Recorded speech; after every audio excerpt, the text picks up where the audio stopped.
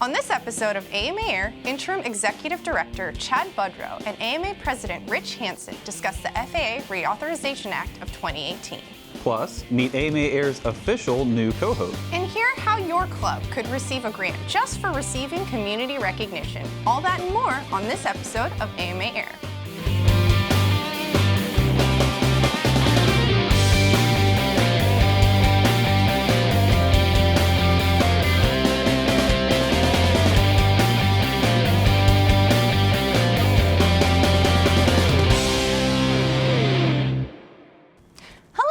Welcome to AMA Air, your source for modeling news. I'm Claire Aldenheisen. And I'm Chris Savage. The Phoenix Model Airplane Club will be holding a Veterans Day Memorial on November 10th in Arizona City, Arizona. Points are awarded for the first 3 places of all events flown, and an overall club championship will be presented as well. Wingbusters MAC is sponsoring the Control Line Clown Race Championships on November 3rd in Halifax, Massachusetts. Participants will compete to fly the most number of laps in 15-minute heats. The Las Vegas Circle Burners are hosting the Las Vegas Stunt Challenge November 10th and 11th in Las Vegas, Nevada. Participants will fly on a paved RC runway. The Albuquerque Soaring Association is hosting the F3 RES International 2-meter glider contest on November 10th and 11th in Albuquerque, New Mexico. This is the 2nd year for the event. The Air Masters are hosting a combat challenge on November 11th in North Bend, Ohio. There will be 6 rounds of SCC. The Piedmont Aeromodelers will be hosting the 9th annual Warbird Fly-In on November 3rd in Wade, North Carolina. Participants can enjoy a grass runway on 200 acres. For more information on these events or to find one in your area, you can check out the sanctioned event calendar in Model Aviation Magazine or at modelaircraft.org. So we've got a soaring event in our lineup, and I understand that we've got some interesting soaring news from the museum coming up in this episode. Yes, we do. I'm really excited about it. All right. Coming up, learn what the FAA Reauthorization Act of 2018 means for you and the hobby. Hi, my name's Lawrence Tugas. I'm the AMA District 10 Vice President. We're going to have a District 10 fly-in October 26th through the 28th. It's going to be in fabulous Las Vegas, Nevada at the Prop Nuts Field in North Las Vegas. You can fly jets, you can fly IMAC, you can fly scale. We're going to have a FPV course, so we'll be doing FPV racing. We'll also have a control line circle for control line flying. Hope to see you there October 26th through the 28th.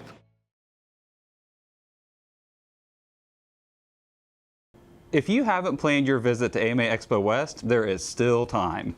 AMA Expo West will be at the Fairplex, held November 2nd through the 4th in Pomona, California. Featuring exhibits, an 8-acre outdoor flying field, full-scale flyovers, and more, this will be a show that you do not want to miss. Visit amaexpowest.com to buy your tickets now. The National Model Aviation Museum has a few new additions to its collection. During the early 1970s, official NATS events didn't include RC soaring, so the SOAR Club held their own. To accommodate pilot demand, a winch was designed and 12 were ultimately built. The museum has acquired one of these winches. A Northeast Aero Square bird kit, a Joe Ott Boeing Flying Fortress kit, a Babcock Digitran transmitter, and a Yankee Air Pirate patch were also donated to the museum's collection. Giving Tuesday refers to the Tuesday after Thanksgiving, and it's a movement to create an International Day of Giving at the beginning of the holiday season. This year, the AMA Foundation is holding a fly-a-thon for Giving Tuesday. To participate, members can set a goal for flying on Tuesday, November 27th. Using a per-minute system, you can accept pledges for donations on each minute you spend in the air. Pilots here at AMA headquarters will also participate and will be accepting donations. We'll be live on Facebook sharing your posts that include the hashtag AMA Flyathon. So stay tuned to our social media and here on AMA Air for more information. President Trump signed the FAA Reauthorization Act of 2018 into law on October 5th, and it contains several provisions relating to our hobby. Last week, AMA Executive Director Chad Budreau and AMA President Rich Hanson sat down with Chris to talk about what this law means for members and how members' efforts to reach out to Congress have prepared us for positive steps forward. Hello everyone, I'm Chris Savage with the Academy Model Aeronautics, and I'm here today with AMA President Rich Hanson and AMA's Interim Executive Director, Chad Budreau. Chad and Rich both have very extensive backgrounds with government relations, and today we're going to talk a little bit about the most recent FAA reauthorization, and to be honest, I can't think of two better people to speak about this topic. So Chad, the new FAA reauthorization bill was recently signed into law earlier this month. Tell me a little bit about what this means for our membership, those guys that are flying today. So, good question. While the bill has been signed into law, there's a transition period. And there's a section in the bill called Section 380 where it discusses that transition period. And we've already had a seat at the table with the FAA. We've been engaged with congressional leadership, and they've reassured us this transition period essentially means things are status quo for the immediate future. Continue following AMA rules, follow your club rules, the arrangements you have with nearby airports, continue flying as you always have. And during that transition period, we're working with the FAA, we're working with Congress to provide a long-term solution, and we're making some good progress with that. So ahead of this, we had petitioned our membership to go out and say, hey, tell lawmakers in your area to vote no. And the bill got signed. So did our call to action work? Was our membership's voice heard? Yes. Good grief, yes. So with the bill, at the 11th hour, they started working on the bill behind some closed doors. And when it came out, we immediately went to Capitol Hill and said, hey, we have some concerns here. And the message back to us was, well, the bill's baked. It's done. There's really no more wiggle room to discuss.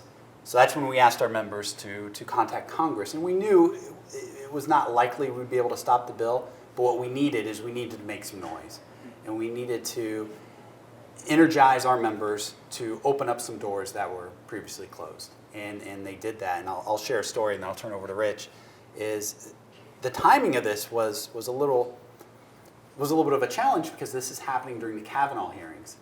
And for those who follow the media, that was a very big national debate. And as we walked the halls of Congress, there were people on both sides. There's a lot of noise and distractions going on in Capitol Hill at the moment.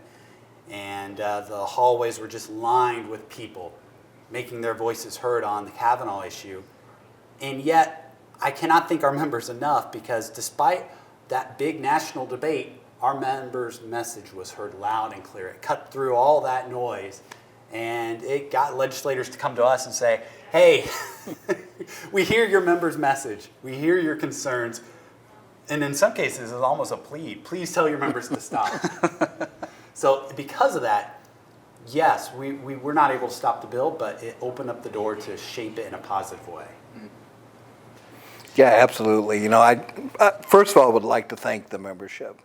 I mean, I've been involved with this since 2008. I mean, we've been working down this path for 10 years, and it's gone in a lot of different directions and has fits and stops and restarts. But we've gradually made progress over the years. And to some extent, you could say this new law sets us back a little bit, which perhaps is true only in a few small areas. But by and large, it's been a success of the process. But more importantly, it's been our members and the members' response to the needs of the AMA that has really pulled us through that. So you touched on a topic there that I think a lot of our members are concerned about right now, and that is some language that talks about a 400-foot AGL cap on altitude.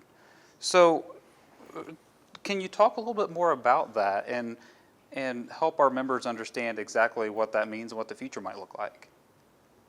Sure. So I'll kickstart that. And you know, there's a lot in the bill that's good, and perhaps that's for a future discussion of where we see a lot of benefits and benefits that we championed in the bill that made it in. But the 400-foot cap was one of the non-starters for us. As a matter of fact, that was probably one of the cornerstones of why we felt like we needed to further refine this bill, or we couldn't just accept it at face value. And I'm very pleased to say, because again of our members' actions and helping us open up some doors that are previously closed, it has made the message very clear, not only to Congress but also to the FAA, that a hard 400-foot cap would be a detrimental blow to our hobby. And we have already had face-to-face conversations with the FAA. We're creating a team to help codify some of AMA's rules to allow for 400-foot exemptions or our operations to continue to be in place. We're just starting those conversations, so of course we'll keep our members updated as those progress, but things are looking very, very promising. And I can tell you in the immediate future, you continue flying over 400 feet, and I think in the long term, I feel very confident that that will be in place as well. Fantastic. Keep checking modelaircraft.org/gov and follow our social media for updates and for more with Rich and Chad. Coming up, learn more about your new AMA Air co-host.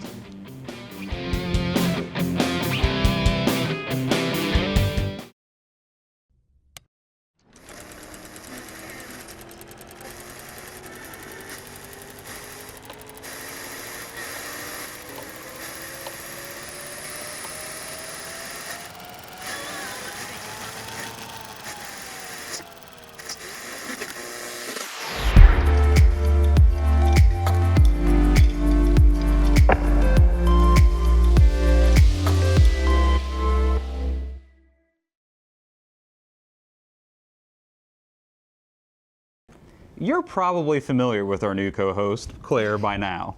She's filled in for Aaron before, and she hosts Ask Claire and Flyby at the National Model Aviation Museum. But now is your chance to learn a little bit more about Claire. Take a look. Hello, my name is Claire Hanson, and I work here at the National Model Aviation Museum. You might know me as the host of Flyby and Ask Claire, but my formal title here is Museum Educator. Outside of work, I enjoy arts and crafts. I like to crochet. I self-taught myself a few years ago how to crochet off of YouTube, and so I make a lot of blankets because I'm always cold.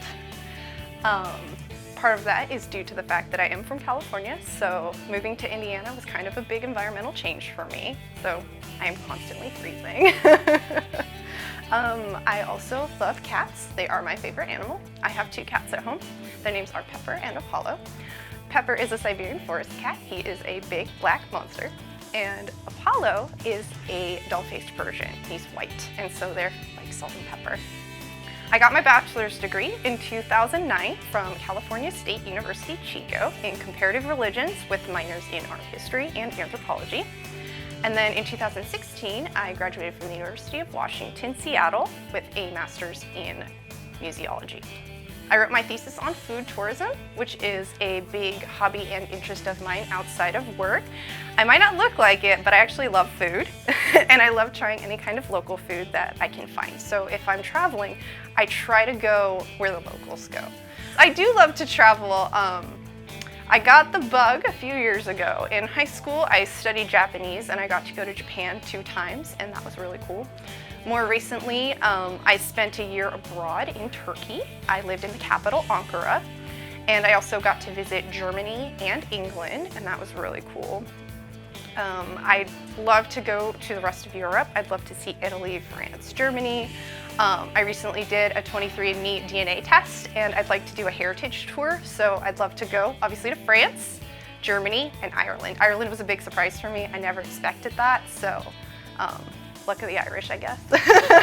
I can actually celebrate St. Patrick's Day now. It's like it's my heritage.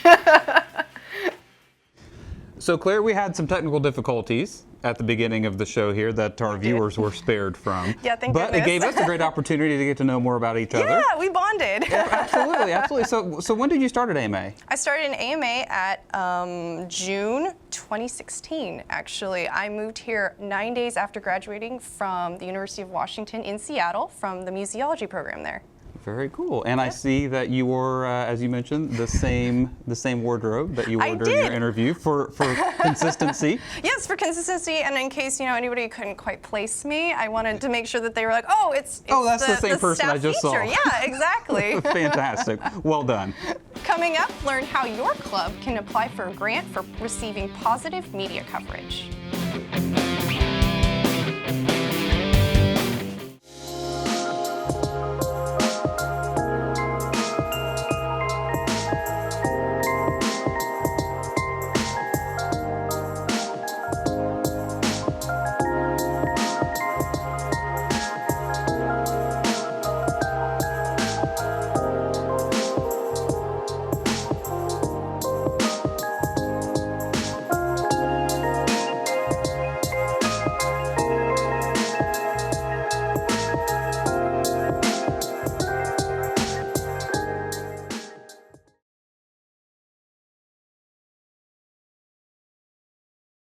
The AMA encourages clubs across the country to take part in events and serve the community in ways that will entice community members to learn more about the hobby of model aviation.